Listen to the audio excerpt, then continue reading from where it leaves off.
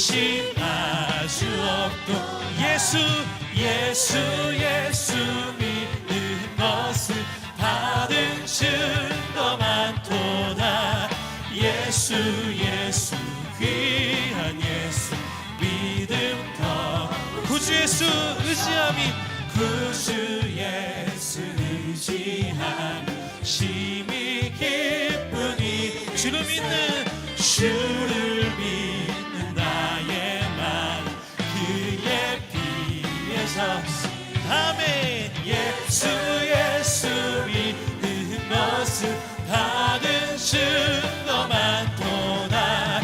예수 귀한 예수 믿음 더 주 할렐루야. 우리 한 번 더 믿음으로 구주 예수 의지하여 구주 예수 의지하여 죄악 벗어버리 안위 받고 영생하며 주께 모두 얻어 아멘.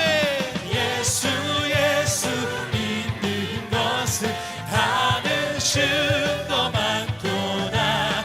예수 귀한 예수 믿음 더 사도 구주 예수 의지하여 구주 예수 의지하여 구원함을 얻었네.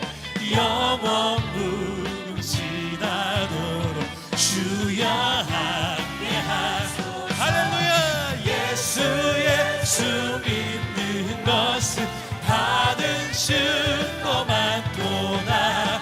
예수 귀한 예수 믿음 더 예수 믿는 것은 예수 믿는 것은 받은 증거 많도다. 예수 귀한 예수 믿음 더욱 주소서 믿음 더욱 주소서.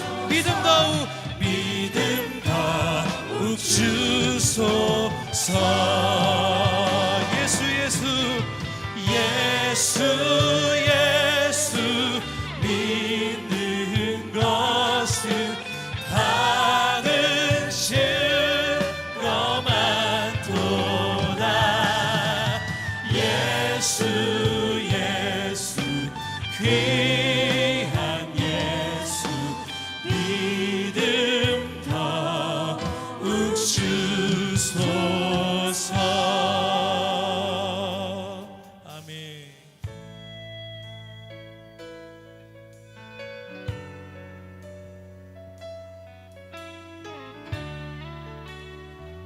구원의 하나님 우리에게 믿음을 더하여 주시옵소서. 다 같이 고백합니다.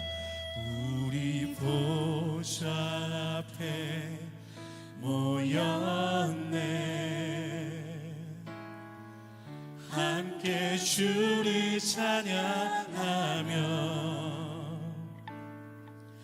하나님의 사랑 그 아들 주셨네. 그의 피로 우린 구원받았네. 십자가에서 쏟으신 그 사랑 강같이 온 땅에 흘러 각 나라와 족속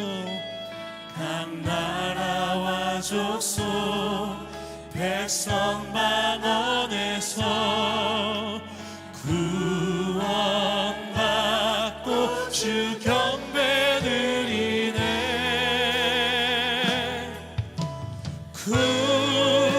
구원하심이 보좌에 앉으신 우리 하나님과 어린 양께 있도다. 구원하심이 보좌에 앉으신 우리 하나 어린 양께 있도다.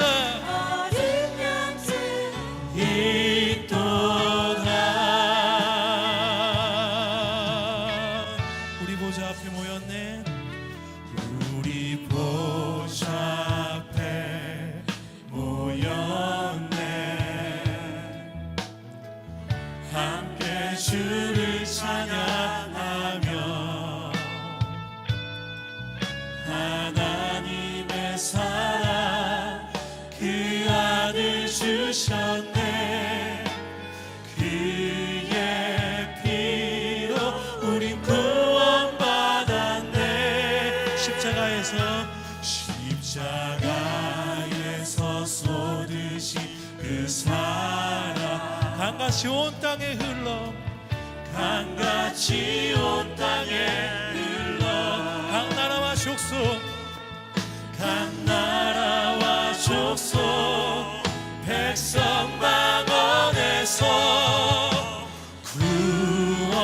구원받고 주 경배 드리네.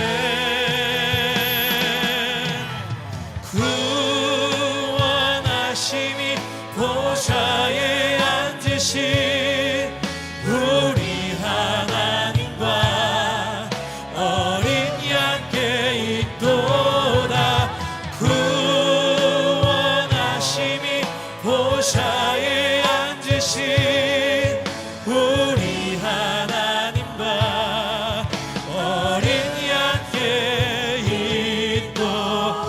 한번 더 구원하심이 보좌에 앉으신, 구원하심이 보좌에 앉으신 우리 하나님과 어린 양께 있도다.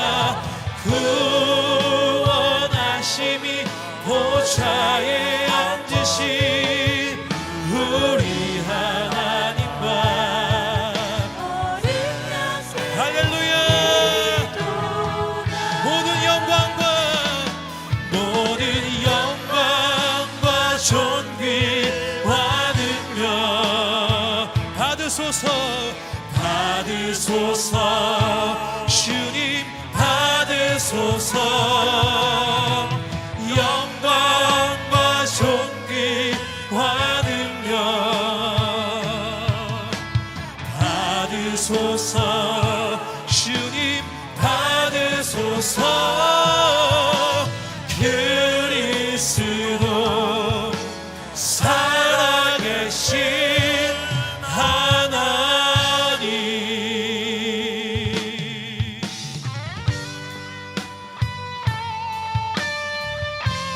살아계신 하나님, 주님의 얼굴을 구하며 하나님 우리가 주님을 예배합니다. 하나님 우리에게 믿음을 더하여 주시옵소서. 다같이 한 목소리 주님의 얼굴을 구하며 찬양합니다. 주께로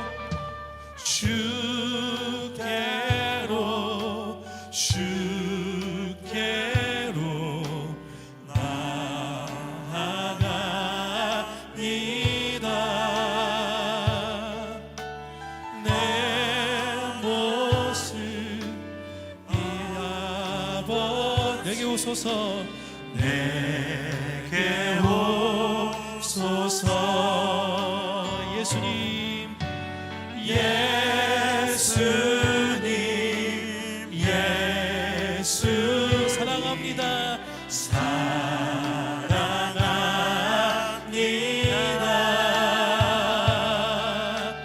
내 모습 이대 받아주소서. 우리 살게 자녀 앞에 우리 자리에서 일어나셔서 한 목소리로 찬양합니다. 성령님, 성령님, 성령님 내게 오셔서 갈급한 내 마음 만져주소서. 십자가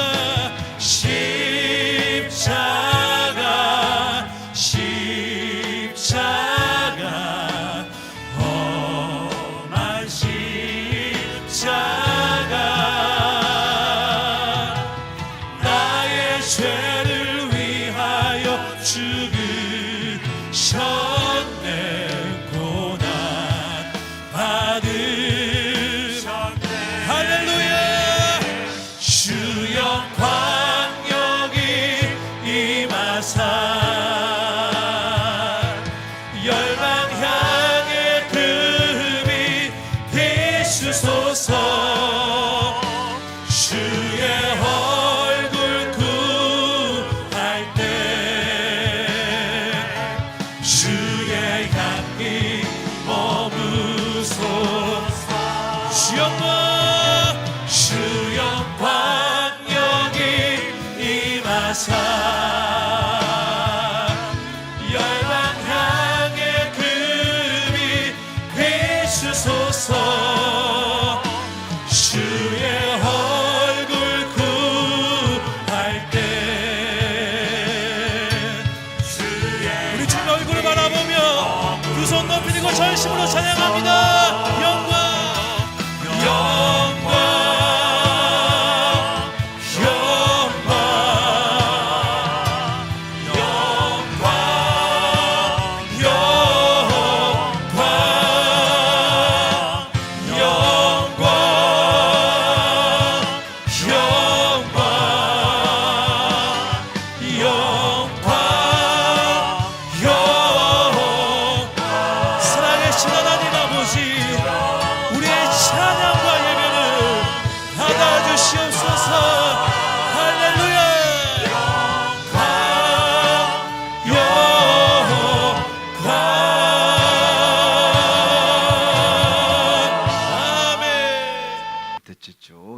여러분들 주의 이름으로 환영하고 축복합니다. 우리 서로 보시면서 환한 웃음으로 한번 인사하시죠. 아유, 참 귀한 분이 오셨네요 한번 인사합시다. 네, 오늘 2부에도 한 분 한 분 너무너무 귀한 분들이 또 귀한 시간을 내셔서 오신 것 같습니다. 너무 환영하고 축복합니다. 한번 여러분 성경 가져오신 분들은 성경 한번 손 얹으시고요. 혹시 스마트폰을 가져오신 분들은 스마트폰을 가지고 우리가 한번 가슴에 손을 한번 이렇게 얹고 우리 한번 선포하고 말씀드렸으면 좋겠습니다. 나는 이 성경에 기록된 하나님의 말씀을 믿습니다. 나는 이 하나님의 말씀이 능력 있음을 믿습니다. 나와 내 가정과 직장을 살릴 줄 믿습니다. 할렐루야, 아멘입니다. 이 능력의 말씀이 오늘도 저와 여러분 가운데 임하여서 우리의 삶이 예수의 능력으로 일어나게 될 줄 믿습니다. 침묵에 대한 그런 격언들이 많이 있습니다. 대표적으로 침묵은 검이다. 우리가 많이 들어본 이야기죠. 이런 격언이 있습니다. 나는 말한 것을 후회한 적은 있지만 침묵을 지켰던 것을 후회해 본 적은 한 번도 없다. 이 알벨 까미가 한 그런 유명한 이야기입니다. 때로 침묵도 언어다 라고 이야기를 하기도 합니다. 하여튼 이 침묵에 대해서 우리가 보통 이제 어릴 때 뭐 교회 주일학교나 아니면 또 학교에 가면 애들이 막 떠들면 선생님이 그러잖아요. 다 같이 합주기가 됩시다. 안 나오시네. 그런 그 있잖아요. 학교 다닐 때 보면 우리 한번 해볼까요? 다 같이 합주기가 됩시다. 역시 이런 거 이제 이게 침묵 게임도 이제 이렇게 학교 다닐 때 했잖아요. 우리가 이렇게 이제 이 침묵이라는 부분, 그럼 이제 막 애들이 그냥 다 가만히 있다가 막 키득키득하고 이러면 이제 술래가 되는 거죠. 아무튼 때로는 우리가 도저히 말을 하지 않고 참을 수 없다고 느낄 때가 있죠. 언제 그렇습니까? 많은 경우가 너무 억울한 거예요. 내가 너무 억울한 거예요. 또 내가 누구로부터 막 오해를 받을 때, 난 그런 말 한 적이 없는데 그런 말 했다 이런 이야기를 들을 때 굉장히 참기 어렵습니다. 막 자존심이 상할 때, 그죠? 정말 없는 말을 또 막 지어낼 때, 이럴 때 이제 이런 등등의 일을 만나면 우리가 참 참기가 어려워요. 가만히 있기가 어렵습니다. 내가 이야기해야 돼요. 그게 아니다라고 하는 거. 근데 그때 잘못하면 이제 화병이 되기도 하죠. 그런데 우리가 이렇게 여러 우리 상황이 있는데, 오늘은 저는 여러분들과 함께 그런 어떤 개인적인 그런 것보다도 우리가 살아가면서 우리 인생에서 정말 우리 이제 예수 믿는 사람이잖아요. 그리스도인이지 않습니까? 그리스도인으로서 분명한 어떤 목적을 가지고 침묵을 해야 될 때와 침묵을 깨뜨려야 될 때를 잘 분별하는 것이 너무 중요하다는 사실이죠. 참 어려운 부분이에요. 왜냐하면 우리는 감정이 있잖아요. 이 감정이 막 앞서기 때문에 참 어렵습니다. 근데 예수님께서 오늘 그 좋은 가이드를 우리에게 이제 보여주고 계시는 것이 오늘 이 본문입니다. 정말 예수님은 굉장히 어려운 상황 속으로 지금 들어가고 계시는 상황입니다. 참 기가 막힌 상황이에요. 왜냐하면 예수님 재판도 제대로 받아보지도 못하고 정말 억울한 어찌 보면 말도 안 되는 그런 이제 사형으로 그것도 몰고 가는 그런 이제 상황에 예수님께서 지금 맞닥뜨리는 그런 지금 분위기입니다. 자, 이럴 때 예수님이 어떻게 하시는가를 이제 우리가 한번 보려고 합니다. 그래서 정말 저와 여러분도 인생을 살아가면서 우리의 삶의 현장에서 이때 내가 말을 해야 돼 말아야 돼, 이때는 입을 다물어야 돼, 내가 그냥 해줘야 돼, 뭐 이런 여러 가지 상황이 있지 않습니까? 그럴 때 정말 저와 여러분이 지혜로운 그리스도인으로서 이 땅에 살아가는 우리 삶이 승리하게 되기를 주님의 이름으로 축복합니다. 할렐루야. 인생은 참 쉽지 않아요, 그죠? 자, 예수님도 지금 굉장히 힘든 상황 속에 지금 처해 있으신데 여기서 예수님은 두 가지의 반응을 우리에게 보여주십니다. 그 첫 번째 반응이 뭐냐면 침묵하는 반응입니다. 침묵하기. 우리 지난주에 봤습니다. 베드로가 예수님에게 배반의 입맞춤을 하죠. 그리고 그 배신의 입맞춤을 한 이후에 이제 바로 잡혀서 예수님은 그 대제사장 가야바의 관정으로 이제 뜰로 끌려가게 됩니다. 거기에는 이미 예수를 죽이기로 모의를 하고 있는 서기관과 장로들이 이미 모여 있었습니다. 이제 우리 지난번에 봐서 베드로도 멀찍이 이제 따라 갑니다. 이 대제사장과 온 공회, 이 당시 공회라고 하면요, 이 사내들인 공회 이런 말을 하는데 들어보셨을 거예요. 이 공회는 뭐냐면 당시 유대인들은 모든 우리나라 국회의원이죠, 국회의원 같은 사람이 70명이 있었어요. 그리고 이제 대제사장까지 71명인데 이 사람들이 모든 중요한 나라의 정책과 모든 결정하는 우리 국회와 같은 것입니다. 이게 사내들은 공회예요. 그러니까 이제 이 제사장들과 이 공회 대표적인 사람들이 예수님을 이제 죽이려고 어떻게 하면 예수를 제거할 수 있을까로 하는 증거를 이제 찾기 시작했습니다. 그런데 여기저기 이제 이런저런 증거들이 나오긴 하는데 이 증거 가지고는 예수를 죽일 만한 그 증거가 되지를 않는 거예요. 그래서 거짓 증인이 많이 나왔지만 결정적인 증거를 얻지 못하고 있었습니다. 그리고 얼마 지나지 않아서 결정적인 증거를 가진 두 사람이, 물론 이 두 사람은 거짓 증인들이죠, 거짓 증거를 해줄 두 사람이 나타납니다. 두 사람 찾아내는 거예요. 그래서 이 사람들이 와가지고 뭐라고 하면 이렇게 말합니다. 이제 그 이제 신문 한 자리죠. 이 사람이 예수님을 이 사람의 말이 내가 하나님의 성전을 얼고 사흘 동안에 지울 수 있다고 하더라. 우리 뭐 하더라 이런 말 있잖아요, 그죠? 라고 말합니다. 근데 사실은 예수님이 이런 말을 한 적이 없거든요. 물론 비슷한 말을 한 적은 있어요. 요한복음 2장 19절에 보면 이런 이야기가 있습니다. 예수께서 내가 아니에요, 너희가 이 성전을 헐어라, 내가 사흘 동안 일으킬 것이다, 이렇게 말하니까 못 알아듣잖아요. 예수 설명을 해주시면 21절에 이 말은 성전된 자기 육체를 가리켜서 말씀하신 거예요. 예수께서 무슨 말씀하시냐면 너희들이 성전을 허물라, 너희들이 나의 육체, 성전된 육체를 죽이게 될 것인데 죽이면 내가 사흘 후에 다시 살아날 것이다 라고 하는 말씀을 하신 적이 있어요. 그런데 이 말을 살짝 바꾸는 거죠. 그래서 이 사람이 지금 성전을 자기가 헐겠다고 했습니다. 이렇게 이제 싹 말을 바꾸는 거예요. 이 말은 굉장히 무서운 이야기입니다. 왜냐하면 성전을 헐어버리겠다, 하나님의 성전을. 완전히 신성모독이지 않습니까? 로마가 당시 지배하고 있었기 때문에 로마 당국에서 봤을 때 이건 굉장히 민감한 문제예요. 왜냐하면 성전을 허는 행위는 이거 사형에 해당되는 거거든요. 예수님께서 그렇게 말씀하시지 않았었어요, 분명히. 그런데 사람들은요, 우리가 그렇잖아요. 다 자기가 듣고 싶은 대로 듣는 거예요. 내가 그래 들었다는데 뭐. 자기가 생각하는 대로 듣습니다. 근데 여기 보면 내가와 너희가 비슷하지만요, 어가 다르고 아가 달라요. 예수님은 너희가 내 육체된 성전을 헐면 내가 사울을 세울 것이다 이런데, 이 사람들이 와가지고 이 사람이 말하기를 자기가 성전을 헐겠다는 거 말했다 이렇게 얘기하는 것이죠. 이런 말이 딱 나오니까 안 그래도 지금 결정적인 단서를 찾고 있는 이 대제사장이 드디어 잡은 겁니다. 일어나서 딱 예수님께 묻습니다. 자, 이 사람들이 이렇게 성전을 당신이 헌다고 이야기했는데 아무 대답도 없느냐? 사람들이 지금 너를 고소하고 치는 증거가 어떻게 생각하냐? 할 말 있느냐? 라고 이제 대제사장이 다그치죠.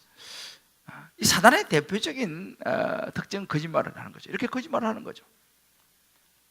근데 그 대제사장의 물음 앞에서 예수님께서 침묵하십니다. 아무 대답도 아니 하시는지라. 이 명백한 거짓말인 거예요, 지금요. 예수님께서 내가 헐겠다 이렇게 말한 적이 없어요. 또 그 성전도 눈에 보이는 성전이 아니에요. 명백한 거짓말임에도 불구하고 예수님 입을 딱 닫으십니다. 말씀하지 않으세요. 이뿐 아니에요. 좀 있으면 이제 빌라도 앞에 또 끌려가서 재판을 받는데도 나오는데, 빌라도 앞에 가서도 이 사람이 막 고소하니까 빌라도가 하도 답답해가지고 그들이 지금 당신을 쳐서 고소해서 얼마나 많은 것으로 지금 이렇게 정언을 쏟아냈는지 지금 못 들었느냐? 빌라도가 봐도 말이 안 되는 이야기거든요. 지금 이렇게 말하는데 다른 할 말이 없느냐? 라고 빌라도가 묻습니다. 빌라도가 답답해가지고. 그때 예수님께서 뭐라고 말씀하시냐면 한마디도 대답하지 아니하셨어요. 아무 말씀 안 하셨어요. 그러니까 오히려 빌라도 총독이 크게 놀라는지라. 왜요? 지금 이 대목에서 자기가 뭔가 말을 해야 되거든. 변론을 해야 되거든. 뭐 저 거짓말 한다든지 뭐 이렇게 해야 되는데 아무 말을 안 하니까 빌라도가 놀라는 장면입니다. 자, 누구를 위한 침묵입니까 지금? 예수님은요, 자신을 변호하는 이 부분에 있어서 침묵하셨습니다. 얼마든지 논쟁을 벌일 수 있습니다. 얼마든지 억울함을 항변할 수 있어요. 근데 예수님은 그렇게 하지 않으시고 입을 딱 다무셨습니다. 이 부분은 사실은 저나 여러분의 굉장히 어려운 부분입니다. 아마 도저히 안 될지도 몰라요. 여러분 어떨지 모르겠지만 저 자신 같은 경우는 굉장히 어려워요. 저도 이렇게 가끔씩 살아오다가 너무 억울한 일을 당했을 때, 말도 안 되는 일을 당했을 때를 한 번씩 생각하면요, 이게 막 올라와요. 그리고요, 틈만 나면요, 그런 비슷한 이야기만 나와도 막 이야기를 하고 싶어. 그때 그게 아니었고 이거였고 막 저를 막 이렇게 항변하고 싶은 거예요. 억울한 걸 막 토해내고 싶은 거예요. 가끔씩 그런 저 자신을 보게 돼요. 이게 여러분 모르겠습니다만 참 제가 가만히 저를 봐도 이게 참 어려워요. 이 억울한 부분을 하여튼 틈만 나면 말하고 싶어. 이게 제 본성이 아닌가 이런 생각이 들어요. 근데 예수님께서는 너무 억울한 상황인데도 불구하고 침묵하셨지 않습니까? 어떻게 가능했을까라는 거예요. 예수님은요, 우리 지난주에 봤죠? 자신만을 생각하지 않았습니다. 하나님의 뜻이 어떻게 하면 이루어질 수 있을까? 자기가 감당해야 될 사명을 생각했습니다. 그러니까 지금은 자신이 침묵해야 되는 거예요. 입을 닫아야 되는 거예요. 그래야지 예수님께서, 다른 말로 자신이 죽어야지 제자들이 구원을 받는 거예요. 지옥 갈 수많은 인류가 자신이 입을 다물고 죽어야지 그들이 구원받을 수 있다는 사실, 이것을 예수님이 아셨어요. 이 구원을 이루기 위해서 예수님은 너무 억울하지만 입을 다무셨다는 사실입니다. 자, 그러면 이런 말씀이 우리의 삶에는 무슨 의미가 있느냐라는 거죠. 저와 여러분의 삶에 혹은 가정에서 혹은 직장에서 또 사회생활하면서 여러 어떤 관계 속에서 이것이 어떻게 적용될 수 있느냐? 한 집사님의 그 말씀 묵상 간증을 제가 한번 여러분 읽어 드리려고 합니다. 자, 이 간증 속에서 한번 여러분 생각해 보세요. 지난주 남편 시댁 형님네와 함께 점심을 같이 하게 되었는데 믿음 없는 그분들 앞에서 믿는 자의 본을 보이지 못하였습니다. 남편 험담으로 대화의 소재를 삼아 비난을 계속하자 이를 참지 못한 남편이 1월 초 여행지에서 사온 물건을 지금까지 사용하지 않고 놔둘 거면 왜 사왔냐고 하면서 게을러 빠졌다는 말을 했습니다. 이제 남편이 반격을 한 거죠. 순간 앞에 계신 아주버님의 표정을 살피게 되었는데 내 동생 잘한다는 의미의 웃음을 보게 되었고 형님은 어쩔 줄 몰라 난처해하는 얼굴을 하고 계셨습니다. 자, 이제 분위기 아시겠죠? 이 정도 되면 이거 좀 상당히 지금 심각하죠? 예전 같았으면 이후의 시간은 아무렇지 않은 척 표정 관리하느라 힘들었을 것이고 참아내느라 두통이 왔을 것이고 집에 도착하기 무섭게 남편에게 옳다 그러다 따지면서 부부 싸움으로 이어졌을 것입니다. 이 정도 되면 그래 되겠죠? 그런데 그래도 믿음 생활하며 들은 말씀 덕분에 남편의 말이 비난의 말이 아니라 하나님께서 남편 입술을 통해 내가 꼭 들어야 하는 말씀으로 들려주심을 깨닫게 되어 수치심이 든 것이 아니라 마땅히 들어야 할 말을 들었다는 것으로 수긍이 되고 인정이 되어서 식사를 할 수 있었고 즐거운 시간을 보낼 수 있었습니다. 형님네를 만날 때마다 거의 매번 남편 험담을 했었는데 지금까지 아무 말 없이 받아주고 참아준 남편이 나보다 낫다는 마음이 들었습니다. 이 대목에서 이 집사님이 침묵을 한 거예요. 입을 딱 닫은 거죠. 아니, 말하려면 왜 할 말이 없겠습니까? 남편이 잘했어 보세요. 험담할 게 있겠어요? 그잖아요. 남편이 평소에 얼마나 못하면 거기서 그런 자리에서 막 남편 이야기를 했겠습니까? 제가 가만히 생각해 봤어요. 분명히 그 집사님이 한 이야기는 틀린 말은 없을 거라 생각은 제가 해봐요. 그런데 이 집사님이 그 상황에서 입을 딱 닫았어요. 오히려 자신을 돌아보면서 야, 내가 또 이렇게 험담을 하고 있구나. 회개를 하는 것을 이제 보게 됩니다. 왜 그랬을까요? 자기도 얼마든지 주장할 수 있잖아요. 내가 이럴 수밖에 없다고 얘기를 할 수 있음에도 불구하고 입을 닫았습니다. 이유가 있었다는 거예요. 물론 자기가 험담하고 이런 것을 돌아보는 회개도 중요하지만 남편이 예수를 안 믿는 사람이거든. 이 남편을 지금 전도하려고 얼마나 애를 쓰고 기도하고 있는데 여기서 내가 이렇게 또 해버리면 이 남편이 더 이제 예수님하고 멀어질 거라는 걸 생각을 한 거예요. 이분 이렇게 적용했어요. 남편이 나보다 낫다는 것을 인정하고 비난, 험담을 끊겠다고 남편에게 말하겠습니다. 이렇게 적용했어요. 별로 안 놀라시네. 여러분, 이게 어려운 이야기잖아요. 이게 예수님이 입을 다문 이 침묵입니다. 말하자면 내가 죽어야지, 내가 입을 닫아야지 남편이 예수 믿는 거예요. 내가 잘못해서가 아니라 내가 이 대목에 참아줘야지 자식이 교회 오는 거예요.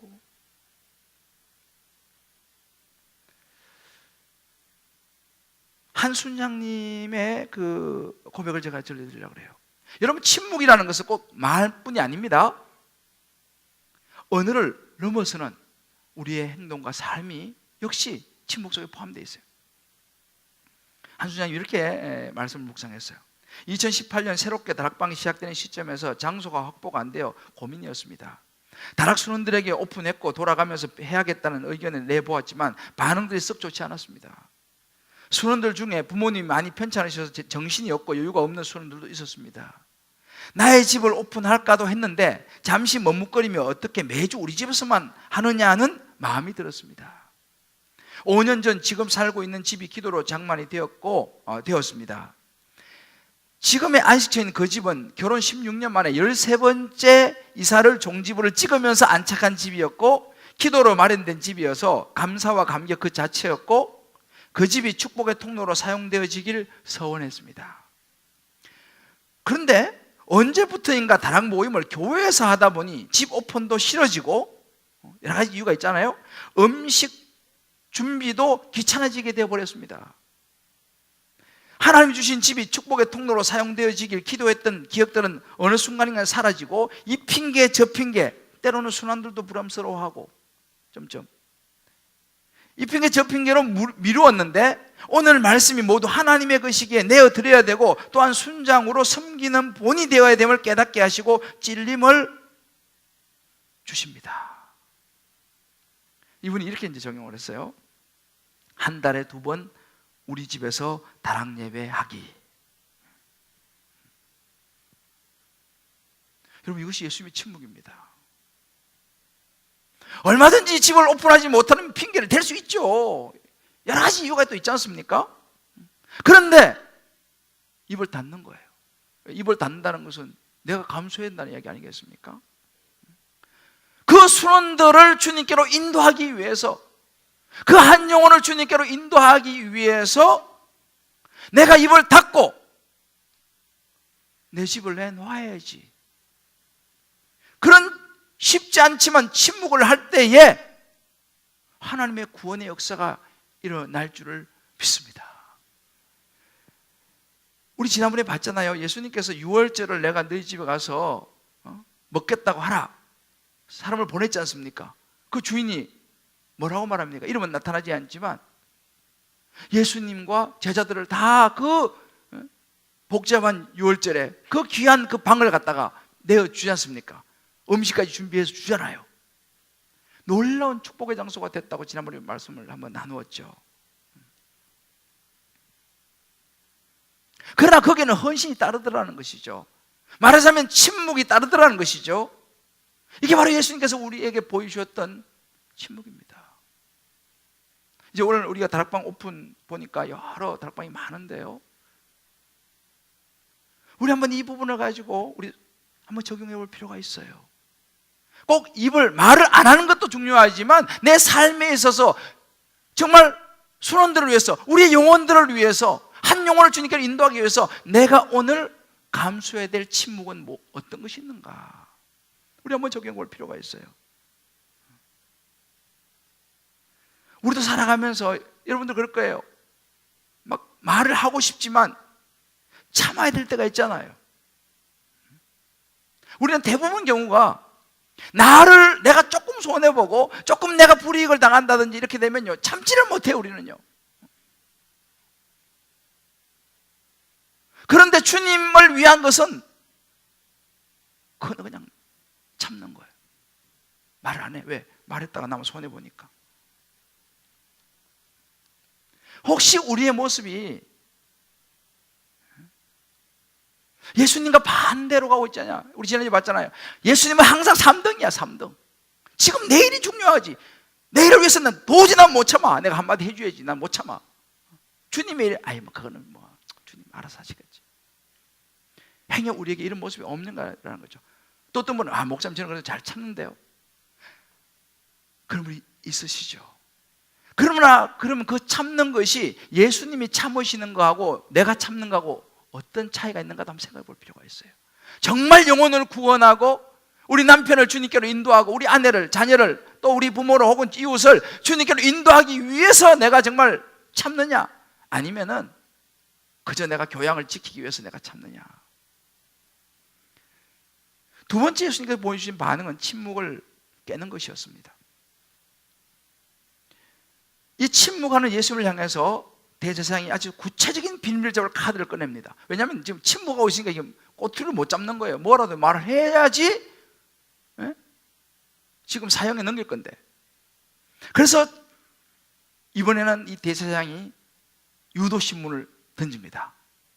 예수님이 침묵하시는 대제사장이 이르시되 내가 너로 살아계신 하나님께 맹세하게 하노니 내가 하나님의 아들 그리스도인지 우리에게 말하라. 여기는요, 세 번, 살아계신 하나님, 네가 하나님의 아들 그리스도.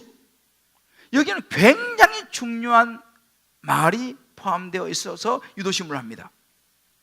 자, 여기에서 이제 예수님께서 만약에 그렇다 그러면요, 이건 완전히 신성모독이에요. 왜? 자기가 하나님의 아들이래. 예수님께서 여기 대답하면 치명적인, 우리말은 치명적인 독배가 되는 것입니다. 근데 간단해요. 여기서 아니다 그러면 뭐 예수님은 그냥 풀려나는 거죠. 왜? 나 그런 적 없다. 혹은 입을 딱 닫고 침묵을 만 해도 그래서 어떻게 할 수가 없는 거예요.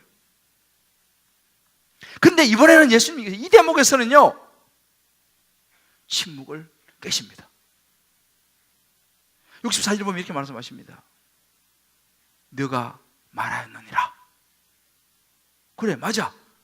내가 한 말을 너가 그대로 했느니라. 이렇게 얘기를 하시는 거예요. 거기다가 이후에 인자가 권능의 우편에 앉아있는 그 하늘 구름을 타고 오는 것을 너희가 보리라. 이 구약의 말씀을 쫙 인용해서 하니까 이 말을 듣는 이 대제사장들, 바리새인들은요, 옳거니,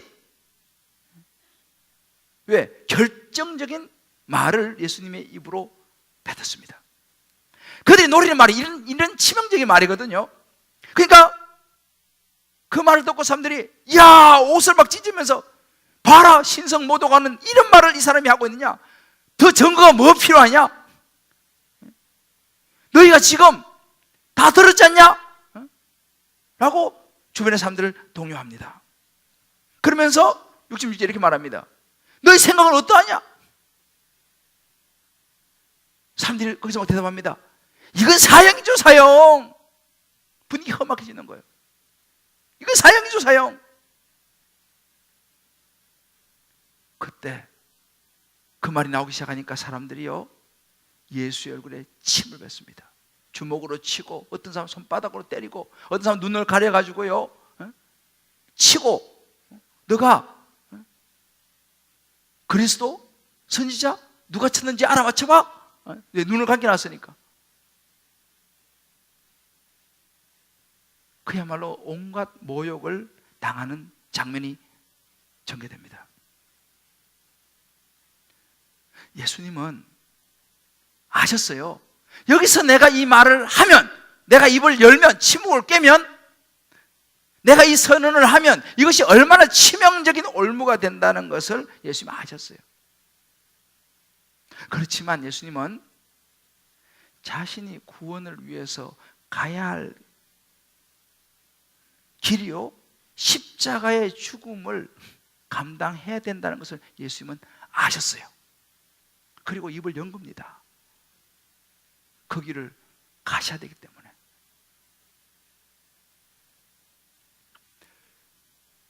자, 그러면 저와 여러분에게 침묵을 깬다는 것은 어떤 의미겠습니까?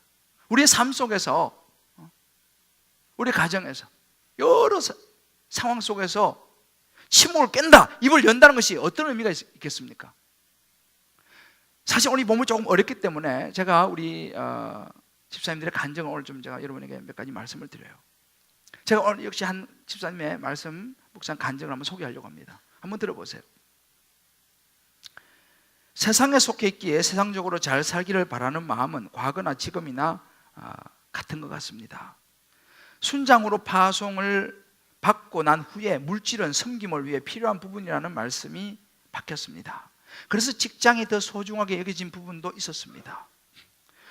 한 달 전부터 옆에 같이 근무하던 간호사가 분만 일이 임박해 오자 사직을 하겠다고 교수님께 말씀을 드렸고, 이에 교수님께서는 저에게 그 간호사의 연구 모니터링까지 하며 월급은 그 간호사의 월급을 나에게 다 주는 것이 아니라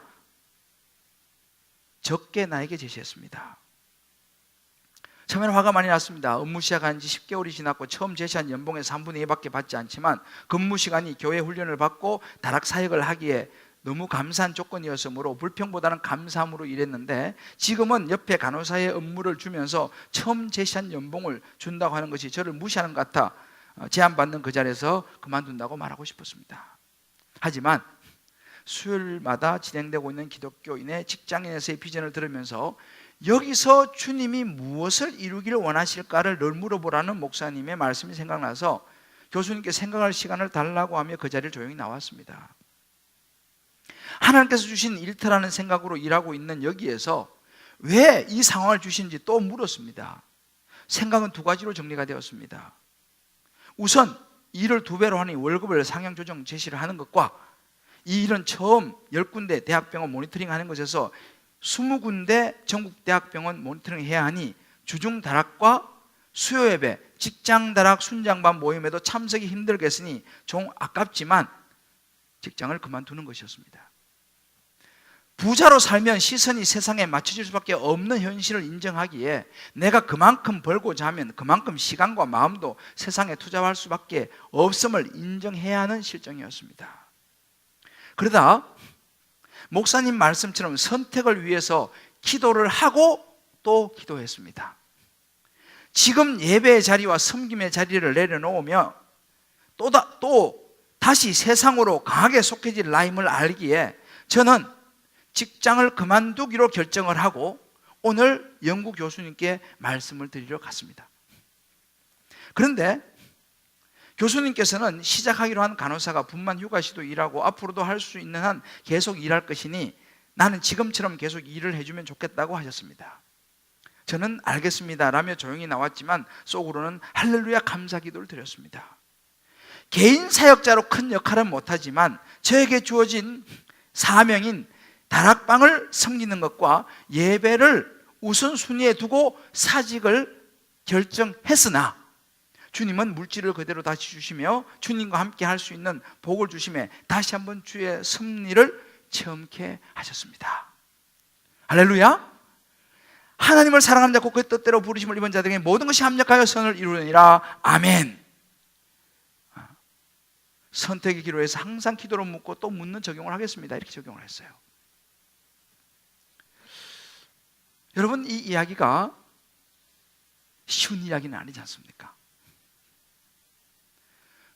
직장을 내가 그만두겠다, 이거 결코 쉬운 일이 아닙니다. 물질, 당장 봉급이 없으면 생활에 지장이 오죠. 내가 여러 가지 계획이 힘들어지지 않습니까? 그런데 그런 물질적인 어려움보다도 예배와 섬김의 자리를 선택하는, 이것이 어찌 보면 침묵을 깨는 용기 아니겠습니까? 그렇다고 해서 다 직장을 그만두라 그런 이야기는 아닙니다. 오해하지 마세요. 정말 피치 못할 상황에 계신 분이 훨씬 더 많을지도 모르겠어요. 그러나 여러분, 우리가 생각해야 하는 메시지가 무엇입니까? 정말 내가 하나님의 뜻을 이루고, 주님 말씀하셨잖아요. 너희는 먼저 그의 나라와 의를 구하라. 그리하면 모든 것을 주겠다고 말씀하셨는데, 우리는 그의 나라와 의는 구하지 않고 먼저 다 내가 받을 것만 생각하면서 나 위주로 모든 것을 선택하고 결정하고 말하고 때로는 말을 멈추는 모습이 우리에게 없느냐는 거예요. 정말 주님 때문에 내가 내 삶에서 어떤 침묵을 깨뜨려야 될 때, 입을 닫아야 될 때, 아니면 어떤 중요한 결정을 손해볼 각오를 하고 해야 될 때가 있을 때 나는 어떤 결정을 하는 것입니다. 우리 각자 이 말씀을 가지고 한번 적용해 보면 좋겠어요. 우리 각자 가정에서 여러 일들이 많잖아요.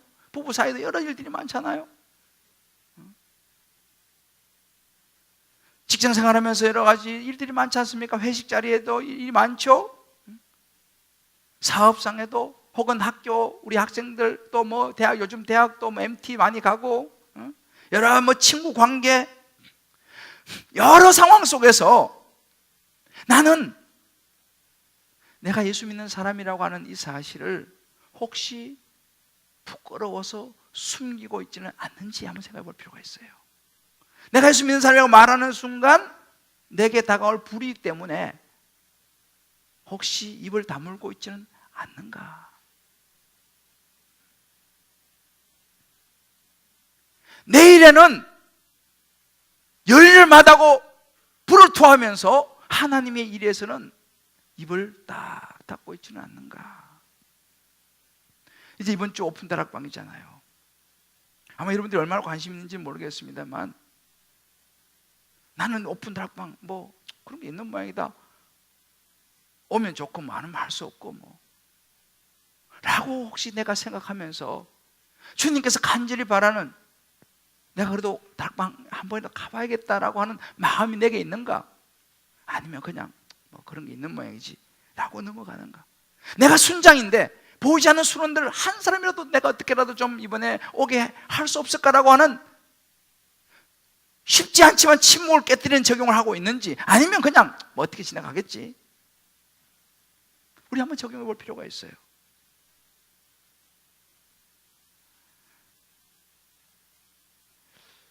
오늘 이 말씀을 들으시면서 성령께서 여러분 각자에게 주시는 음성을 붙잡게 되시기를 주의 이름으로 축복합니다. 사랑하는 성도 여러분,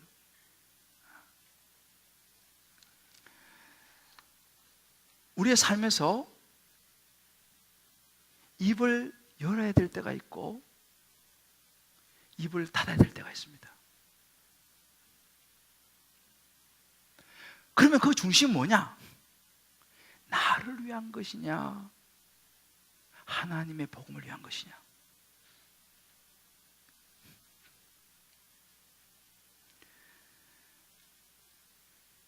저는 오늘 여러분에게 이 한 분을 소개하고 말씀을 마무리하려고 하는데요, 독일의 유명한 신학자 본 헤퍼라는 분, 이름 아마 다 들어보셨을 거예요. 유명한 분입니다. 누가 침묵할 수 있느냐, 누가 침묵을 깨뜨릴 수 있느냐에 대한 부분이에요. 이 본 헤퍼는 굉장히 탁월한 사람이었습니다. 21살에 이미 벌써 박사학위를 받고 교수가 됐어요. 그런데 그가 나치의 히틀러의 저항을 하다가 체포가 됩니다. 그리고 39살 젊은 나이로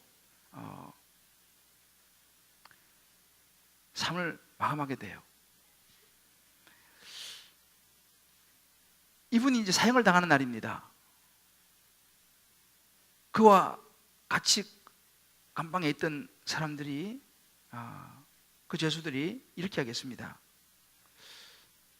목사님, 이것이 마지막인 것 같습니다. 그때 보네포가 남긴 유명한 말이 있습니다. 그는 이제 사형장으로 끌려가면서 저항하지 않았어요. 그리고 그들에게 작별 인사하면서 말하기를, 이것이 끝이 아닙니다. 오히려 새로운 시작입니다. 수많은 순교자들이 마지막에 보면 논쟁하지 않았습니다. 때론 총살형으로, 때론 화형으로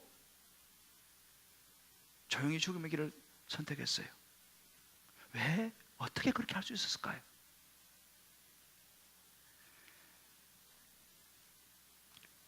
본 헤퍼가 1945년 4월에 이제 2차 대전이 끝나기 2달 남겨두고 사형을 당해서 참 안타깝죠. 근데 그가 4개월 전에 마지막으로 자기 약혼자가 있었어요. 그리고 자기 어머니에게 보낸 편지 안에 써 있었던 시가 있습니다. 제가 오늘 이 시 제목이 이 독일어인데 본 구텐 마슈튼이라고 하는 선한 능력으로라고 하는 제목의 시입니다.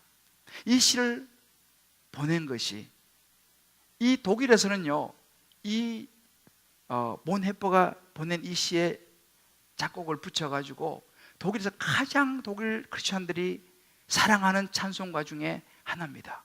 모든 사람이 너무 사랑하고 그 시 한 구절을 마음에 담고 있는 이 찬송인데요, 한번 잠깐 여러분들 한번 가사가 잘 보일지 모르겠으면 제가 좀 불러드릴 테니까 한번 들어보세요.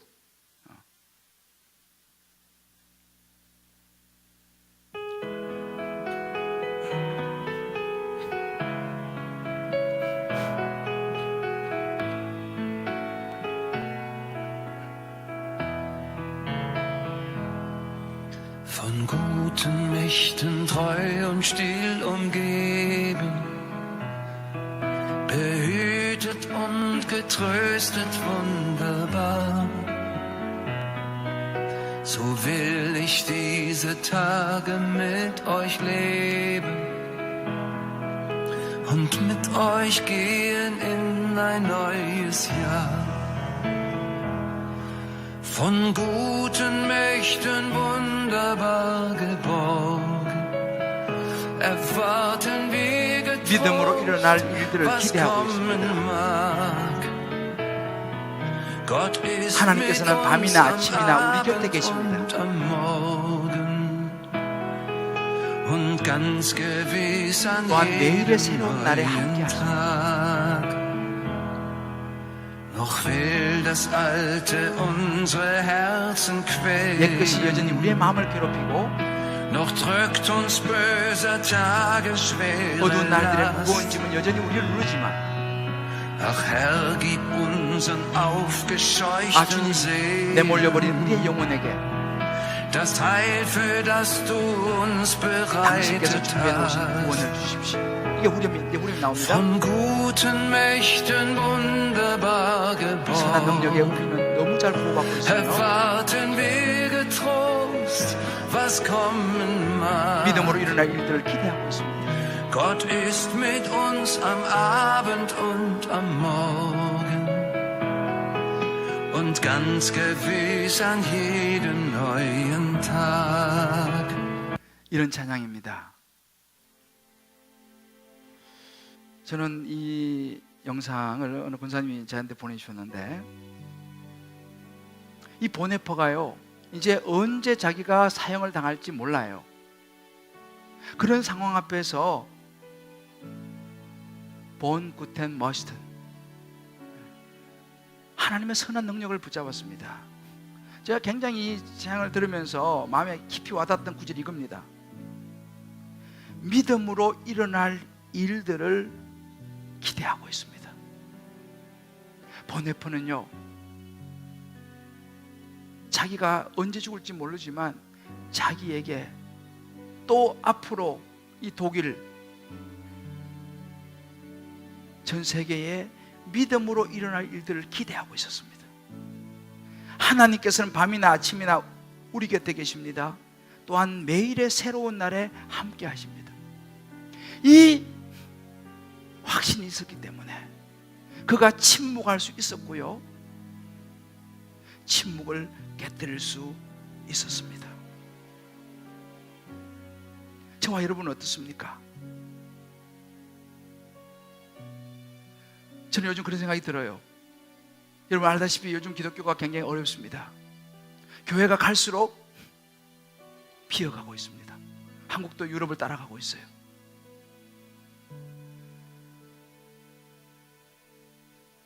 저는 오늘 우리 주님 기쁨의 교회에 오신 분들에게 기도 중에 주님 저에게 그런 마음을 주셨어요. 이제 신앙생활을 좀 더 진지하게 할 수 없겠니? 오늘날 우리의 크리스찬의 모습들은 갈수록 샬로해집니다. 신앙생활이 너무 샬로해져요. 너무 얕아요.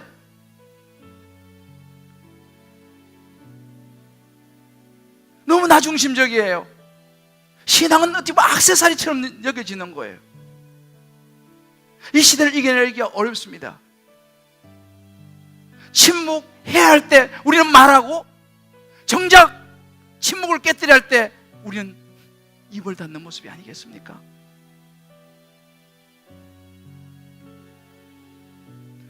오늘 저는 여러분들과 함께 오늘 이 말씀을 통해서 다시 한번 우리 자신을 돌아보면서, 아마 오늘 여기 교회 처음 오신 분들이 계실지 몰라요.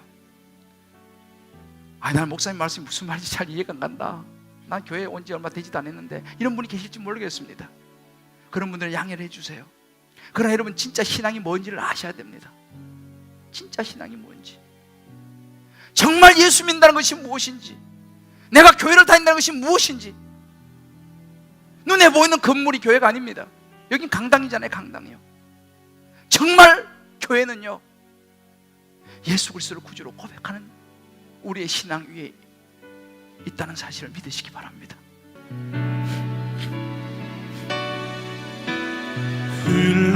흘러내리는 눈물의 의미를 이제 난 알 수 있겠소.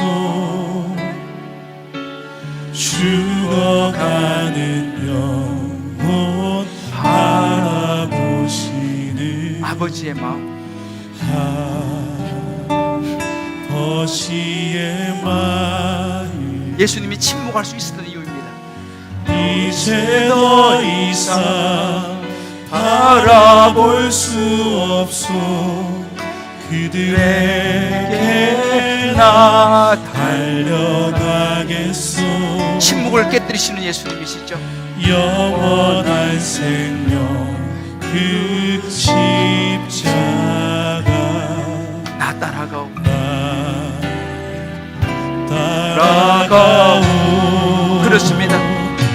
세상 날 버려도 지쳐 쓰러져도 나 놓을 수 없는 십자가.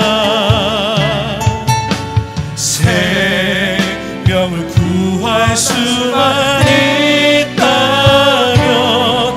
그들 주를 볼 수 있다면 나의 생명이라도 두고 가겠소. 주님 가신 그 길처럼 단 한 번만이라도 아버지 위에 아낌없이 드릴 테요. 이런 찬양이에요. 저는 뭐 찬양을 잘 못하잖아요, 여러분 아다시피. 그런데 이 찬양을 제가 그냥 따라서 계속 불러봤어요. 원래 이게 솔로 하는 찬양인데 보니까. 근데 중요한 것은 우리가 가슴으로 부른 거 아니겠습니까? 흘러내리는 눈물의 의미를 이제 난 알 수 있겠어. 죽어가는 영혼을 바라보시는 아버지의 마음이죠.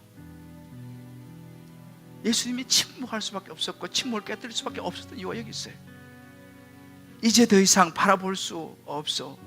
그들에게 나 달려가겠어.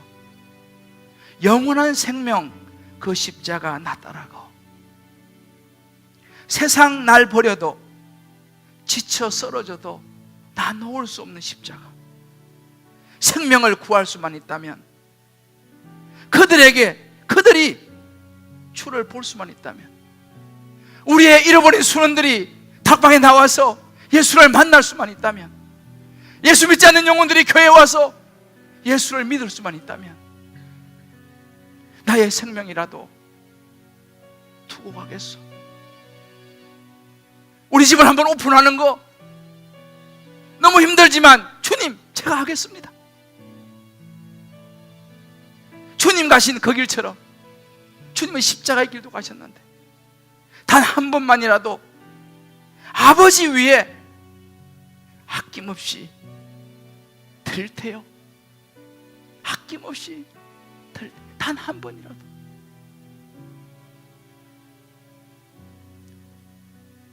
우리 한번 이 후렴을 다시 한번 부르면서요, 각자 주신 주의 음성을 붙잡기를 바라요. 세상 날 버려도, 세상 날 버려도 지쳐 쓰러져도 나 놓을 수 없는 십자가.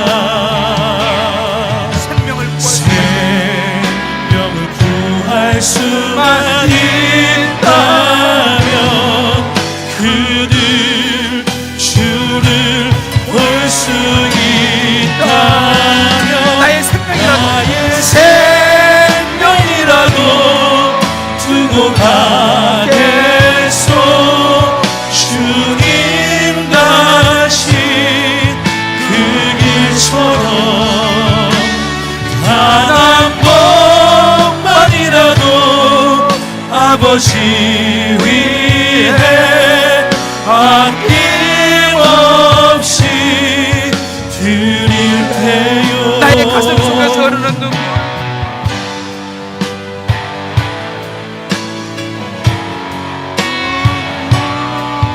내 아버지 사랑이죠.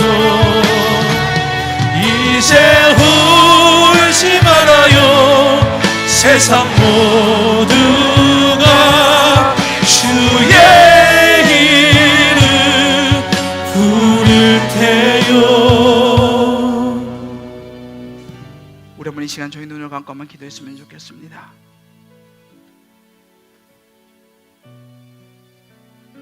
예수를 믿는다는 거,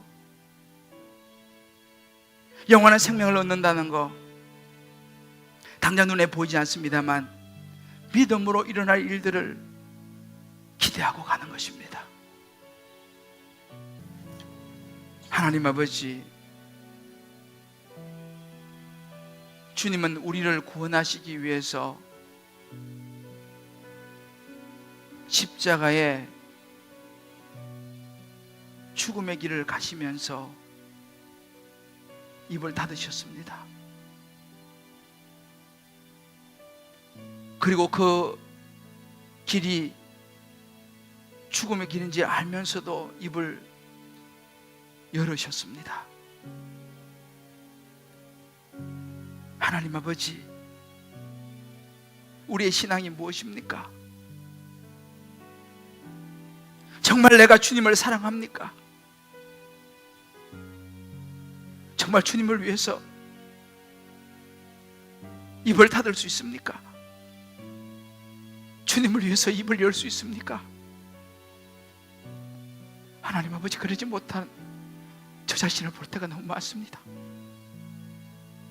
목사라고 하지만 부끄러울 때가 많이 있습니다. 힘든 길을 가기 싫었습니다. 억울할 때 입을 닫고 싶지 않았습니다. 그러나 하나님 아버지, 다시 한번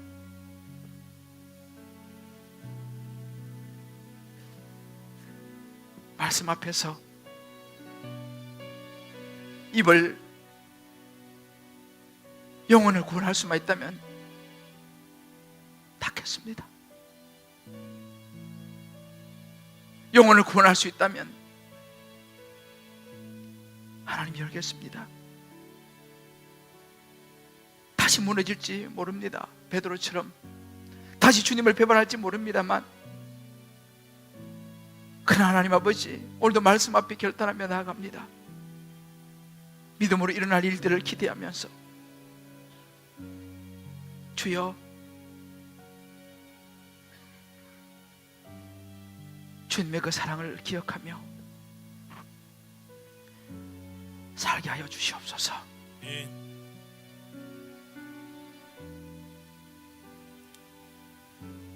우리 사랑하는 성도님들을 기억하여 주시고, 참 삶이 만만치 않습니다.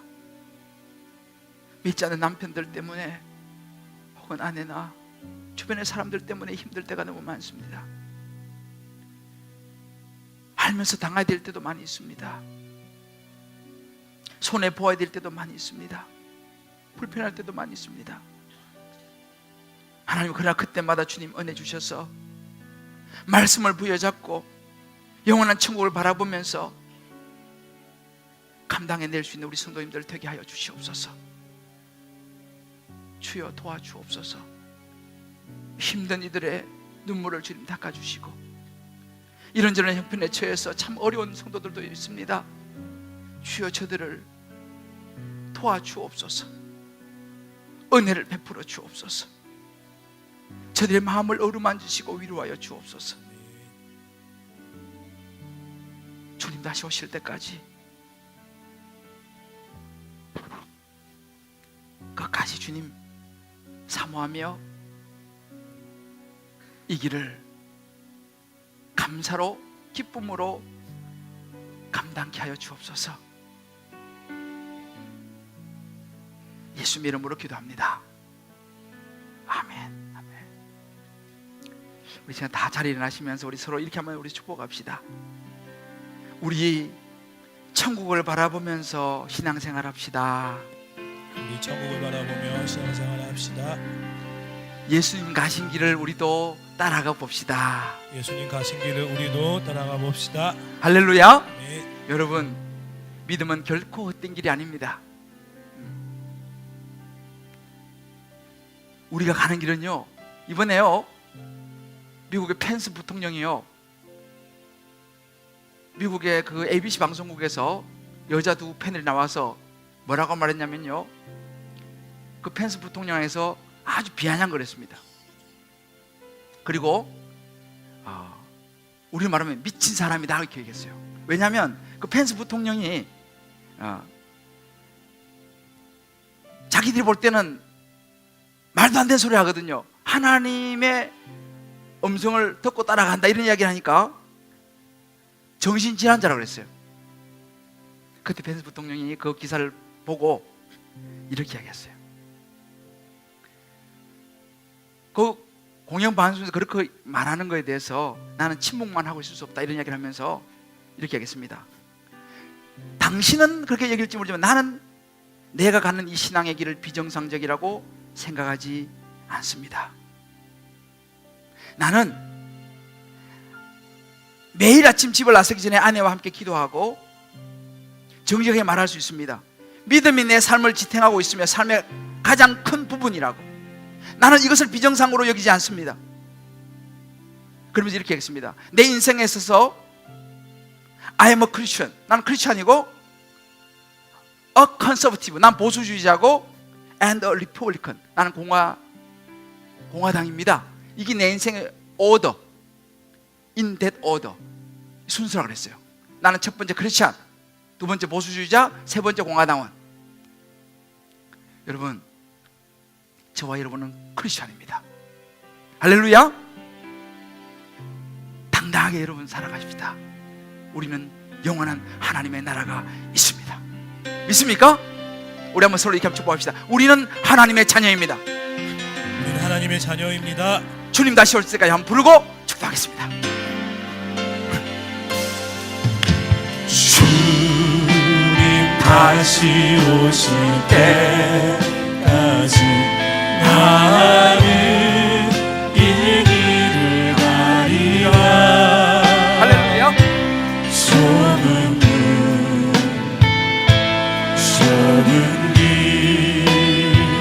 나의 십자가 지고 나의 십자가 지고 할렐루야. 그렇습니다. 나의 가는 이 길 끝에서 나의 가는 이 길 끝에서 나는 주님을 보리라. 영광의 내 주님 나를 맞아주신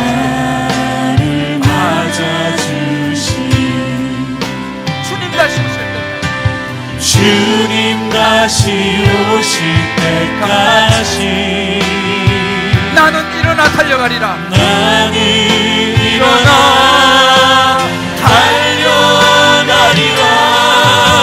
주의 영광 온 땅과 끝내 나는 일어나 노래하리. 나는 일어나 노래하리. 내 사모하는 주님 온 세상